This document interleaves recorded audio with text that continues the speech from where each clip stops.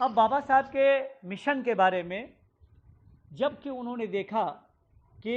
हजारों वर्षों से जो ये ब्राह्मणवादी व्यवस्था, जो ये मनवादी व्यवस्था चली आ रही है, जो इस देश में इस बहुत बड़े समाज को टुकड़ों टुकड़ों में बांटकर उनका सामाजिक, आर्थिक, मानसिक ये सब शोषण उनका कर रही है। और उसके पीछे जो कारण है, वो सबसे बड़ा कारण जो है वो उन्होंने माना कि समाज का टुकड़े टुकड़े में बटे होना, और यह जातिगत व्यवस्था है। और विशेष रूप से यह धर्म ऐसा है जिस धर्म के अंदर ये अपनी अपनी व्यवस्थाएं को झेल रहे हैं। उन्होंने काफ़ी इसके बारे में अध्ययन किया, और मैं मुक्त कंठ से इस बात की प्रशंसा करना चाहूँगा कि बाबा साहब के मिशन को बहुत बड़ी बड़ी किताबों में पढ़ करके जिसे जाना नहीं जा सकता था, उसे मान्यवर कांशीराम साहब ने कुछ कॉन्सोलिडेटेड फॉर्म में इसको पूरे समाज को देने का प्रयास किया। जैसे उनका कहना ये था कि जहाँ पर बाबा साहब ने छोड़ा था, सबसे पहले मुझे वहीं से शुरू करना है। और जो उनकी प्रतिज्ञा में यह शामिल था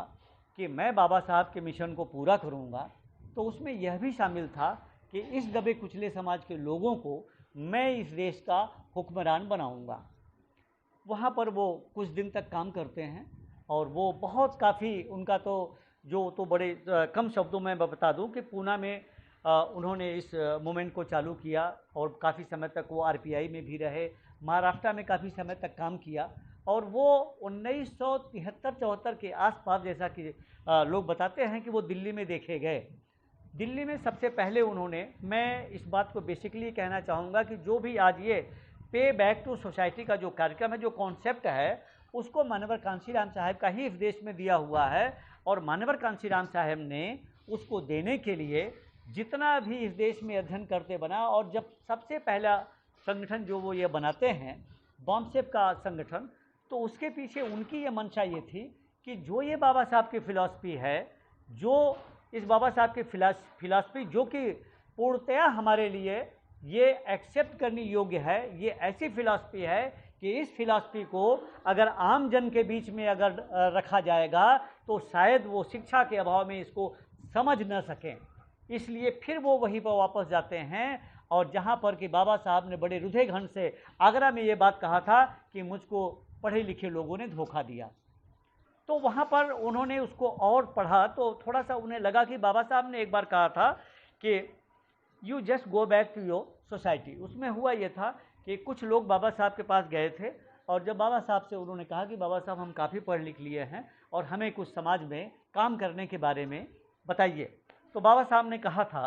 कि ठीक है, एक बार तुम ऐसा करो कि अपने समाज के जहाँ पर उनकी बस्तियाँ हैं, उन बस्तियों से हो करके गुजर जाओ। तो कुछ दिन के बाद वो फिर गए। उन्होंने कहा कि बाबा साहब बात मुझे कुछ समझ में नहीं आई। तो उन्होंने कहा कि अब एक काम करना, अगर जाना तो कुछ देर उनके पास बैठ जाना।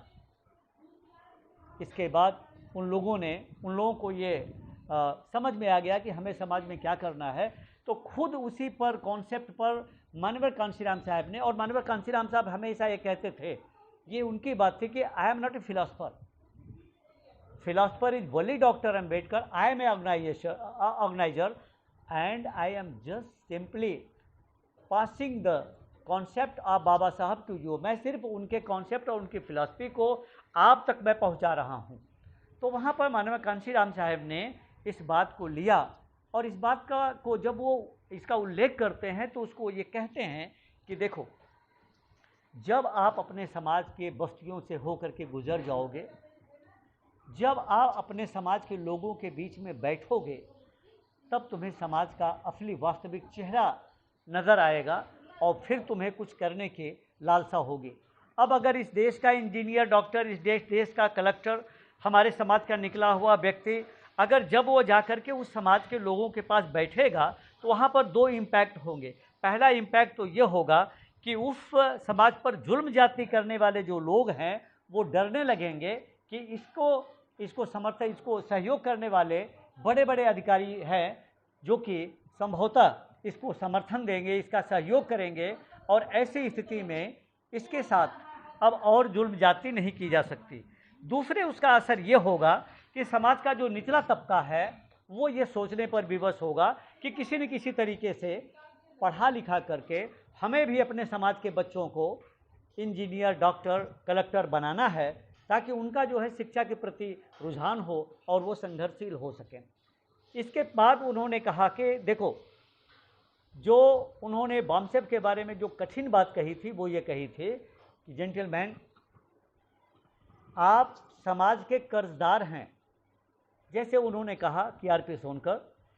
सिर्फ तुम अपने माता पिता की संतान नहीं हो, और तुम अपने माता पिता की संतान के साथ साथ तुम इस समाज के भी एक हिस्सा हो। जिस तरह से तुम्हारी जिम्मेदारी तुम्हारे माता पिता के प्रति है, उसी तरह से तुम्हारी जिम्मेदारी इस समाज के प्रति है। और ज़रा सोचो इसके बारे में कि यह समाज बिल्कुल एक दही की तरह से है कि जब हम दही को मथते हैं तो मक्खन निकलता है,